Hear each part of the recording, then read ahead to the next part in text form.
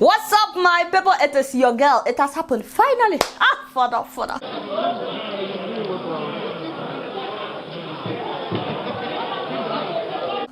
You see what? Yeah. That, ladies and gentlemen, is my father, Professor Daniel Tunde, the acting managing director of the Niger Delta Development Commission. In case you missed the last episode, he was the professor that said that they spent 1.5 billion naira as palliatives just for the staff of NDDC. On top of their salary, no. We are NDDC. We'll take care of ourselves before we can take care of the other people. If we all die because of COVID, who will take care of, who will do the intervention? Father. Of course, you must to chop the people's money before taking care of the people who know this. So, oh, he said it's only 1.3 billion. You see, Daddy, thank you for that clarification. I'll be done. You know that, Thank you, sir. You know, as we are finding out now, these people have squandered 81 billion naira. 81 billion just within the last 5 months. Just how much is that in dollars, yo? $208 million.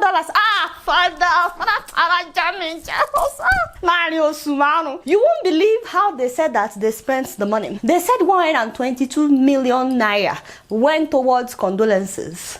Condolences in Toriolo and Niger Delta. Please, what kind of condolences do they do in the Niger Delta? More than $300,000 in a year. How many people died in the Niger Delta in the last 5 months? And then we have 83 million naira for consultancy fee. Because as in, what exactly were these people consulting? They also said that they spent 3 billion on COVID-19. Maybe the man already included the expenses of COVID-19 in his account of how they spent 1.3 billion naira. Duty allowance, they said 486 million. The devil is a liar. That is more than $1.2 million just on traveling. Is the entire village traveling to America? The one I still cannot digest, as in could make sense, is what they call impress. They said that one cost 790 million. Let's just say 800 million, on impress. It's getting very, very hot. What do we have in the studio right now that I can? No, I don't want palm wine. No, I don't drink emu. Holy water. No, I don't want holy water. Are you out of your mind? Just get me water. That is more than $2 million. No, so please drink something. Whatever you are drinking, though, I must know. Let me know in the comment section. And then they said that they spent 1.9 billion. Let's just say 2 billion naira on Lassa fever. Why? And then they said they spent 1.3 billion on community relations. When did Nigeria go under lockdown? March 30th. Thank you very much. So they've not been active the whole of April, May, June, July. So exactly when did they spend all this money is what I'm trying to understand. They also said that legal services was 900 million naira. Which lawyer did they pay this money to? Maintenance was 220 million naira. What are these people maintaining? Is it their big stomach? Overseas travel, they said that was 85 million naira. Project public communication, they said 1.1 billion. Security, they said 744 billion. Security for thieves. You guys will need security very soon, as in by 5 by force. Now you will need that security. And on top of the money that they shared among themselves, they said that staffing related payment was 8.8 billion. For staffing related payments. Lastly, they said that stakeholders engagement between February and May cost them 248 million. Who are these stakeholders that collected the money? Because we need to know their names. Because this country has been under lockdown since March. So why were they paying stakeholders? Now you can understand why Professor would faint. Is the acting managing director of this commission that is chopping money left and right. So they were probing him about all this money when he suddenly fainted.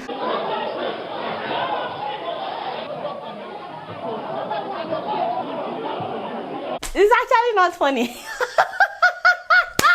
It's not funny because it was badly acted. We have suffered. Professor, in case you're watching, welcome to this program. I'm your girl. I'm the only one that will defend you in front of everybody. Ben, Essa, in case you're watching, the fact that you have acting in front of your title doesn't necessarily mean that you're a good actor. Because next time, I think you need to practice very well. Yes, before doing something like this is a big project. Fainting in front of the whole of Nigeria is a very big scene, which I think you should have perfected before acting it. In fact, I can send you Uncle Dino's phone number. The man is very good, very, very good. Did you not see how he did his own drama when he was a senator? You see, that is my uncle, Now the man is acting for Nollywood, professional acting. But you did not know.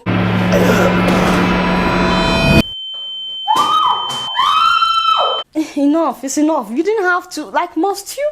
Sir, Professor, please move closer. I also think that you should sue the man in suit. Benny, yes, that's man, as in the one that was putting his hand in your mouth. You didn't need to tell me, but me, I could sense that was not part of the script. Benny, can you imagine trying to choke the professor? Didn't you see how the professor grabbed his hand? Kia, he woke up. Why were you pressing his nose now? Another one was also pressing his neck. Did you not see? Thank you very much. Was that in the script? That was not in the script. These people, they don't show up for rehearsals. And then they will start acting anyhow. Professor, please, no vex. By the way, Professor, are you not a medical doctor, sir? Yeah, of course you are, because you studied medicine at the University of Lagos. You got your PhD in microbiology. Hello. You had time to take off your glasses in the process of fainting. Esther, how do you explain somebody fainting when that somebody has belly food with 1.3 billion naira? How can somebody like that faint after eating 1.3 billion? Actually, I take it back. You and your staff, you chopped 81 billion naira, Professor. And you did not faint when you were sharing our money in that room that day when you guys were sharing dollars. You did not faint. And when you were spending our money, you did not faint. Nothing do you. For 5 months, nothing do you. It is suddenly when they are asking you that you fainted. Professor, you have children, fa? No, be so. How do you think that your children feel right now as the whole country is making fun of their father? And as planned, they carried him out of that room, and now they are telling us that no more probing for this man. I said the devil is a liar. Professor, you must be a man. You started the drama, you must to end it. By the way, all the reporters in that room that day, we were hearing you. How can you doubt my own father? Are you dying? Let him be alive. Again, answer it's not deliberate. Nigerian journalists, and you were saying that my father was faking it. How dare you? People of Niger Delta, by the way, please move closer. You know, I'm the only one that will tell you the truth because I don't understand you guys. If this were to be people from other parts of Nigeria doing this, you know, stealing your money, we will not hear what do. You will be protesting, you will be loud on social media, but it looks to me like you are the ones doing yourselves. This man and his staff stealing all this big money. They are all sons of Niger Delta. No be so. This has nothing to do with Buhari or the federal government. You are the ones doing yourselves. How can you steal your own money? Money meant for your own development. I don't understand. Money meant to pay the school fees of your children. How can you steal from yourselves? How can you steal your own money? Who are even the greatest beneficiaries? It's you people now. Okay. Because if you look at your chairman, honorable minister, that's okay. Are you okay? Are you okay? Can we finish with the professor before you now bounce on Akpabio? Just one by one. Now, for those who actually thought that the man fainted for real, welcome to Nigerian politics. You know, this is not the first or the second or the third time.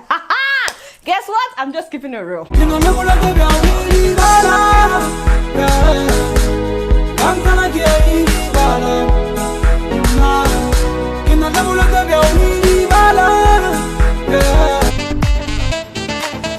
So on July 14th, we all got the shocking news that the first female combat helicopter pilot in Nigeria, Tolulope Arotile, was killed on the Air Force base. Tolulope was born in 1995, so she would have been 25 this December. It's heartbreaking. I can't even imagine what her family and friends are going through right now. Even those of us that didn't know her personally, it's so hard for us to swallow not to talk about her family. She had faced Boko Haram many times. She didn't die. Coronavirus did not kill her. She wasn't sick. She wasn't even sick at all. But she died in an accident. One that could have been prevented on the military base. Our deepest condolences to her family. The whole of Nigeria mourns with you guys. It's not right that the military didn't call her family immediately, and also they didn't let her sister on the base because she came as soon as she heard. This sister actually lives not too far from her, so she was actually the one that dropped her off that day. Actually, they're originally from Kogi State, but her family lives in Kaduna. I was told that she's been put in intensive care unit. I attempted so many times because I went back to the base. I attempted so many times to try to see her, but I was told that nobody can get in, and which is true now because of the corona outbreak. Finally, when I left the Air Force base, I saw it online. She wasn't allowed to enter, they said, because of COVID-19, which makes sense, except her sister just got hit. Why wouldn't they let her in? They allowed 3 of her former classmates to visit the base. I don't understand that. Despite COVID-19, if they're not letting people in, how did they allow this person to enter? Nehemiah Adejo was the driver, and now we're finding out that he has no driver's license. I'm like, and you allow that person to drive on a military base? I don't get it. And in the car with him were Igbekele Folorunsho and Festus Bayegum. They were reportedly going to visit someone called Mrs. Chuma Ugu, the wife of a squadron leader. Now, according to the Air Force, they passed her, but she didn't see them, so they decided to reverse in order to greet her. Unfortunately, Nehemiah doesn't know how to drive. He reversed into her, knocked her down, so she hit her head on the pavement. As if that's not enough, while he was still trying to maneuver, his tire stepped on her as he veered off the road beyond the curb into the pavement, causing her further injuries. Charlie, seriously, why must you drive if you cannot reverse? This makes me really upset because a lot of people drive without actually knowing or learning how to drive in Nigeria. I'm not generalizing, but when I was growing up, people used to go to driving schools, and now I've seen a lot of driving schools close down because a lot of people don't go to driving schools to learn how to drive. In fact, some people would get their driver's license at home. They will just pay somebody, help me get a driver's license, without doing any driving test, and they get it. Once again, I'm not generalizing that this is everybody in Nigeria, but if you're a Nigerian, you know that this is happening. It is dangerous. This is what can happen when people don't know how to drive.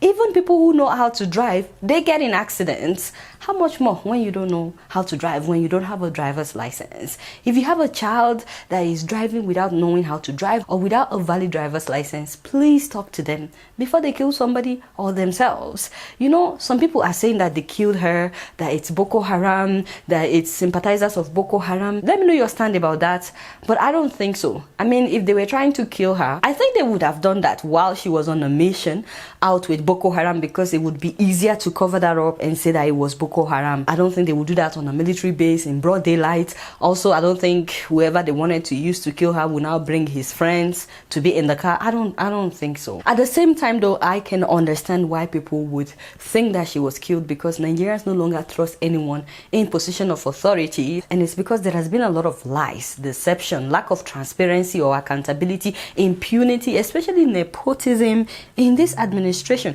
So much so that Nigerians don't trust anyone in position of authority. As a result, every incident is now interpreted as they versus us, north versus south, east versus west. The government has been lying, and the lies is starting to catch up with this government, and they have no clue that people no longer trust them. In fact, if this guy were to be a Muslim or a northerner, people would not believe the accident story. As it is, a lot of people still don't believe the accident story. They are still saying that she was intentionally killed. That's how divided we are, and something like that can lead to war. I'm praying that it doesn't, but like I said, I believe it was an accident. Let me know what you guys think. Here is Tolu's dad talking about how precious she was. So easy. Tolu is like a child that is gifted by God. God gave her a very high IQ, and on her own she works too hard to even improve on that IQ.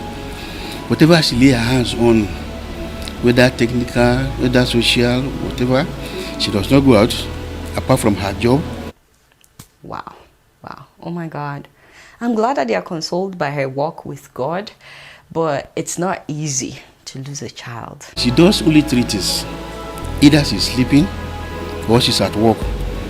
Tolu will either be praying. So I know now.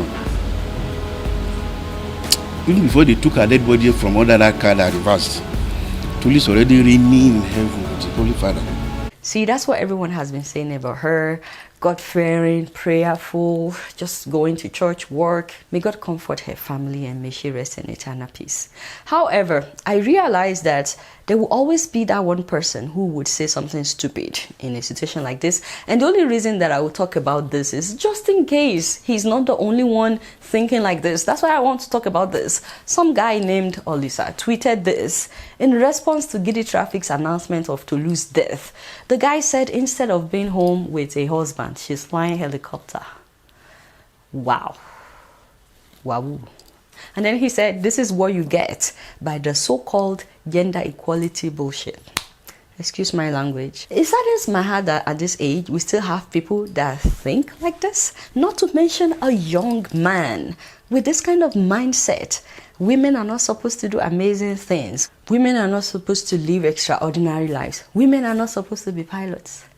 If they are, then it's because they believe in gender equality, which to him is BS. Honestly, I just cannot help but wonder how this young man was brought up. We're very grateful for Tolulope's life. She did the impossible. She inspired so many. The first time that I featured her was in 2017 when she graduated as the best flight student at the age of 22. She beat all the guys in her class, a story that challenged a lot of girls to pursue their dreams and be the best in their field. She became the first ever female combat helicopter pilot in all of Nigeria's history. Hello, somebody. Hello. This girl was a hero. She faced Boko Haram numerous times, not once, not twice, something that someone like this coward cannot do. They shot at her plane, she did not die. She's definitely a hero. She's definitely bold. It's so sad that some guy somewhere would hear about her inspiring story and think that she's supposed to be a wife, a cook, a mom, and nothing more. I'm addressing this because parents have to do better in raising their children, especially their boys. Please and please, my people, teach your sons to respect both genders and never put limitations on what someone can be or cannot be based on their gender. It's not as if anybody chose their gender. How can you limit somebody based on whatever is on their chest or their bum? Seriously, is that the criteria of what somebody can do, what somebody can do? The devil is a liar. I also think that fathers need to do better in terms of the example that they are laying for their sons. This idea that women are only good for marriage, cooking, and having children would continue to thrive unless the men of the house, unless they live by example. And I really pray that you teach your daughters to aspire to be anything that they want to be. Marriage is not the ultimate achievement. Girlfriend was 25 years old. What is the rush? Seriously, there's so much to say about that. But I already made a video about should men cook, should women make money in marriage, which you can find on YouTube. So I would not be saying much. This is just to honor Tolulope. Once again, we're very grateful for her life. Very short, but full of inspiration. I mean, the way her father talked about her, this girl has been brilliant all her life. Even her birth, she did not give her mother any problem. In fact, how I gave back to Tolu, I don't know. The nurses were telling me that your baby is out already when I entered the hospital. Getting to the labor room, Tolu came out easy and quiet. Oh, my heart I don't know what to say, man. This is just heartbreaking. Her funeral would be on Thursday, July 23rd at the National Military Cemetery in Abuja. May she continue to rest in peace. And once again, our condolences to her families. You guys know I don't know much. Guess what? I'm just keeping it real. My inspirational story of today is about a woman who turned pap, ogi akamu. That's a staple food in West Africa made with corn, eaten mainly as breakfast, also fed to babies when they're young. This woman turned pap into a multi-millionaire business. Ladies and gentlemen, please meet my mother, the owner of Bube's Foods. You probably know her already, the beautiful 38-year-old Ijoma Udukwe. Ooh, father. This woman had a boutique that got her in a lot of debt because so many of her customers were buying things on credit. You know those people, enemies of progress. At the same time, she had just gotten out of an abusive marriage where, according to her, she didn't tell anyone what was happening because she thought that it was normal. And since the abuse wasn't happening every day, she was making excuses for him.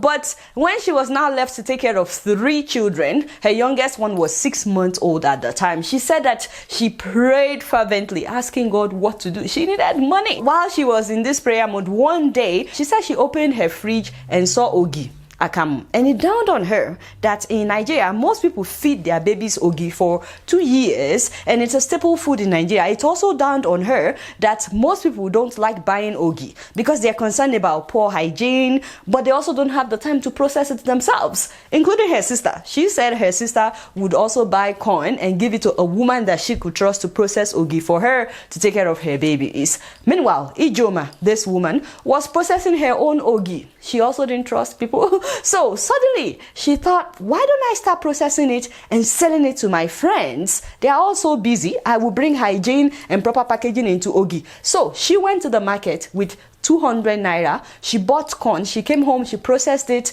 and then she sent a message on her BlueBerry phone at the time to all her contacts that she's selling Ogi. That was how her friends started to order Ogi from her. And then at some point, one of the friends requested akara with the Ogi. Akara is that beans cake or is that my? I don't know. It's made with beans. We use that to eat Ogi. So she said no, that she wasn't making akara. But then she remembered after that conversation, she remembered that she makes akara for her children every Saturday morning anyways. So she said she called that customer back and said, why not? So that was how people started ordering akara with their Ogi. So she would tell them, if you need akara, order by Friday. So I know the quantity that I'm making on Saturday morning. Keep in mind that this woman is a graduate, a university graduate, yet she's making Ogi, she's making akara. Later, she added moi to her orders. At the same time, she would spend hours on Google every day researching how to package Ogi, how to package things, you know, so that it would look attractive and neat. Sometimes she said she would be online till like 4:30 a.m. and then she'll be up by 7:30 to start working. To cut the long story short, she gathered her money, she opened Ogi factory, she got NAFDAC approval, and the rest is history. I believe that she started in 2015, and by 2016, she had more than 80 vendors across 7 states. Oh shit.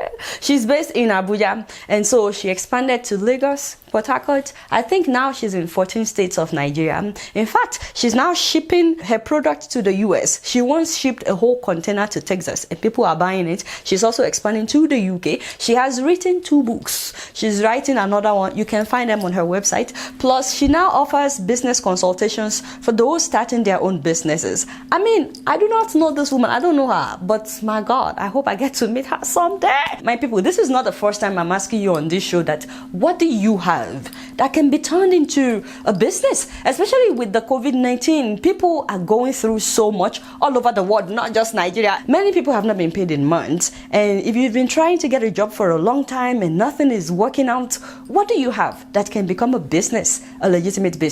The important thing is to never think about what people would say. They call her Iyaologi, but guess what? She also calls herself Iyaologi. She's not ashamed of being called Iyaologi. Yes, she's a graduate and all that, but she knew there is money in this business. She even said in one interview that if only 1 million people will buy her product, if she will make 10 naira profit from each of those 1 million people, she knows that will be 10 million. She knew what she was doing and she just focused on that. So despite her degree and everything, despite the fact that she used to own a boutique, you know, she worked hard at selling Ogi. And now she has people working for her in different states of Nigeria. Some of you need to open your fridge. I don't know what's in your fridge. Some of you need to look into your wardrobe. I mean, I don't know what it is. Maybe you have a sewing machine that you've not used in a long time. Maybe you have a talent, a skill that you are not using. Maybe it's the way that you package a wagon, you know. Sometimes people are waiting for miracles when God has already given them the seed that they need for their miracle. Maybe you have a camera, maybe a laptop, maybe you have access to the internet. You can learn so many things on YouTube. Whatever it is, if you package it well, your life may change like that of this woman, the Bubes food owner, Auntie Ijoma. Thank you so much, ma, for inspiring us. Really appreciate you. You guys know I don't know much. Guess what? I'm just keeping it real. Moving on to Uganda. Just look at this picture of my people. Apparently, police arrested these people for not observing social distancing. I'm glad that they're trying to enforce social distancing in Uganda. Why put them all in the same room? I thought you said that they didn't observe social distancing. So you kukuma just put them all together like that, so close together. Haba, 32 people, and you did not give them masks. The devil is a liar. Now, speaking of Uganda, I am so happy to see that my mother, Dr. Stella Unyanzi, I'm happy to see her submit her nomination form to run for Member of Parliament in Kampala under the People Power Party. And that, my people, is Bobby Wine's party. I am so excited that he's also running for president. Oh shit, I mean, oh my God, just look at that. If Bobby Wine is president, Dr. Stella is a lawmaker. Hello, Uganda is about to be shaken. This woman has been jailed too many times to count. Same thing with Bobby Wine. He's been arrested, detained, jailed too many times to count, and he's escaped assassination attempt. Plus, I'm glad that Bobby Wine has also formed an alliance with Besigye, who has challenged Museveni 3 times. He's also been arrested and jailed too many times to count. So I love the fact that all these people are coming together. I love what Madam Stella said when she submitted her nomination form. I come as a winner. inviting any contestants to come and compete with me, and I will beat you squarely. Okay, that's what I'm talking about.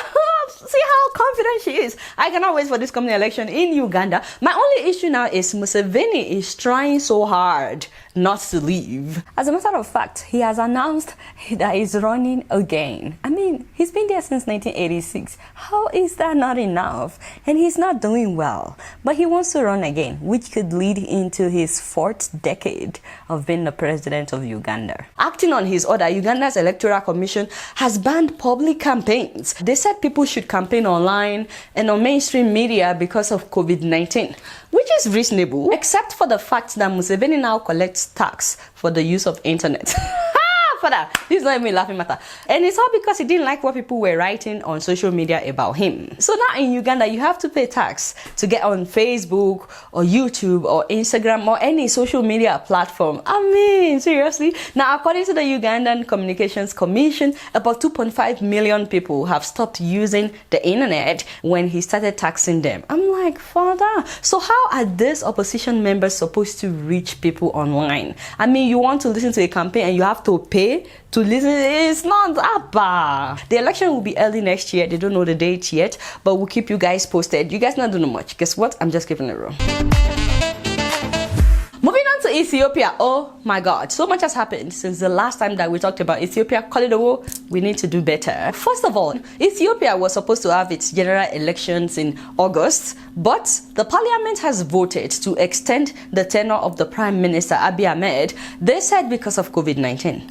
Of course, there are people in Ethiopia who are not happy about this, believe it or not, but this prime minister, he's been criticized for so many things now, you'll be surprised. One thing that I don't understand though is the parliament saying that elections would hold between 9 to 12 months after coronavirus is no longer a threat.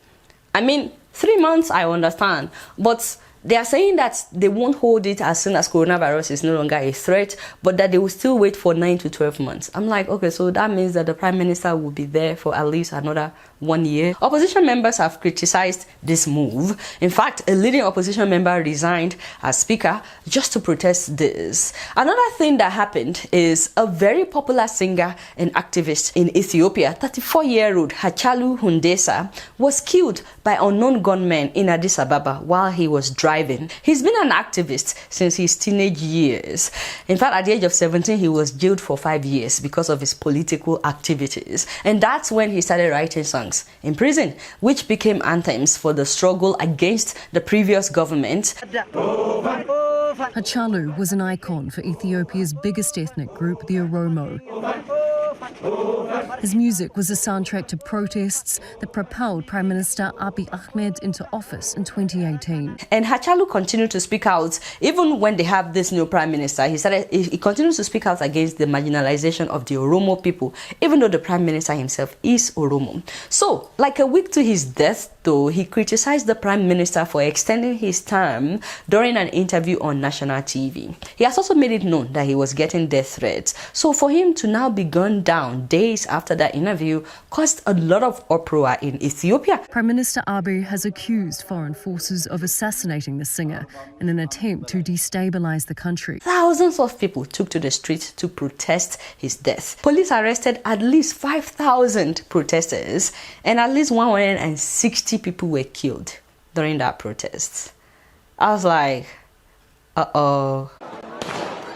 People gathered in Addis Ababa to escort the casket of popular musician Hachalu Hundessa, who was shot dead on Monday. This procession marked the beginning of violence that has left dozens dead. In the midst of the protest, the government decided to shut down the internet. I'm like, what? We are not in the Stone Age. Of course, this outraged people even more. In fact, some Ethiopians in America also protested.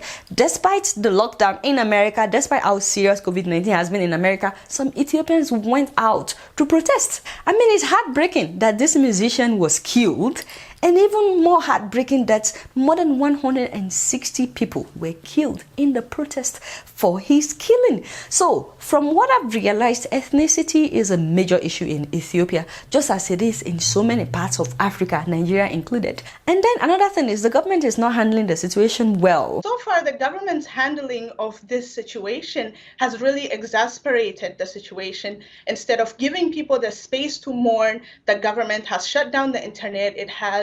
It's arresting people as we speak. I cannot believe that during the time of Abiy Ahmed, police would be out to disperse protesters, and I cannot believe that they would kill protesters, or the fact that they would shut down the internet. I'm like, again?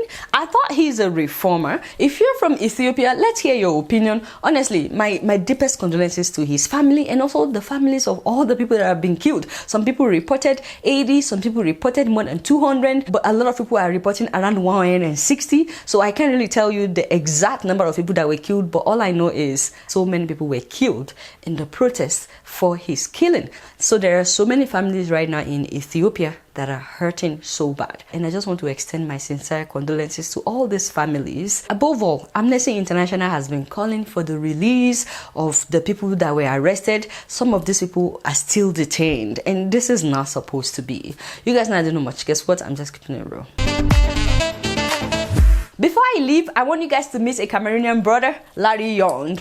This man lives in Maryland here in the US. He grew up being fascinated by designers. He moved to Italy in 1993 and he worked for a renowned shoe factory. Within 2 years, he was put in charge of import and export. He's always been into like suits and shoes and belts. To cut a long story short, he became a designer himself, and then he moved to the US after winning the green card, and he designed all these suits that you guys are seeing. I'm like, oh shit, yeah. So, and take a look at this women's dresses as well. He also designed all of that. He is a designer, not just like a supplier, but he's designing, and then he gets all his outfits made in Italy and he brings them to the US and he sells them and he ships them worldwide. The reason I'm telling you all this is because of COVID-19. He's selling so many of his suits at discounted prices, between 30 to 50% discount. I'm like, shut up. And that has brought down the prices of some of these suits to like $99, from like $99 to $250. But that's for those that are on discount. I have not even mentioned his website.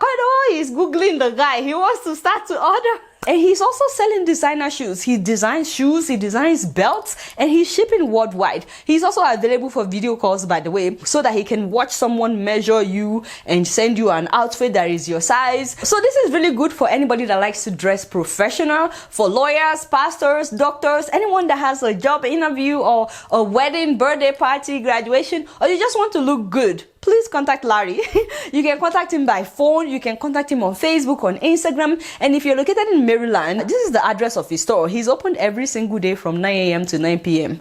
I don't know anybody that does that, but 9 a.m. to 9 p.m. every single day. Kudos to you, my Oga. As you guys know, COVID-19 will go away, and once COVID-19 is over, this price will not stay. That is why you may want to get it now. Also, if you guys know anyone that is looking to buy a house in Colorado, look no further. Ladies and gentlemen, please meet Clinton Jordan, short name Clint. If you need a realtor who will take you to as many houses as you want until you find the one that you want, this is his cell phone number. Make sure that you call Clint. He is extremely driven, extremely serious with his business. Call him. He has helped a lot of Africans to find homes in Colorado. So if you're in the military and you're posted to Colorado and you need a house, you can visit his website and read reviews from people that he has helped. You can read his review on Zillow, on Google, on so many websites. But you know the best part is, if you buy a house through him, he has a gym with all the equipment that you need, and you get 1 whole year of free membership at his gym. I'm like, hello, you get free membership for a whole year. It's like you get a house and then you get in shape as well because you bought a house through him. I'm like, Jesus. So make sure that you contact Clint. You guys not know much. Guess what? I'm just keeping it real. My TED Talk is almost at 700,000 views. Yeah, oh shit. You guys, please, even if you have watched, go and watch again. We want to get to 1 million. Abba, go back and watch it again. Maybe you missed something that I said. Just help help my market, you know. Thank you so much, you guys, for always supporting. All right, y'all, it's been real, and I'm keeping it right up in here. Don't forget to follow me on Facebook, Twitter, and Instagram. And if you're yet to subscribe, you know, God is waiting for you. It's not even me. God is waiting to click the check mark. Do not disappoint God. Go and press that subscribe button and the bell button. Until next time, I must see you all later. Peace out.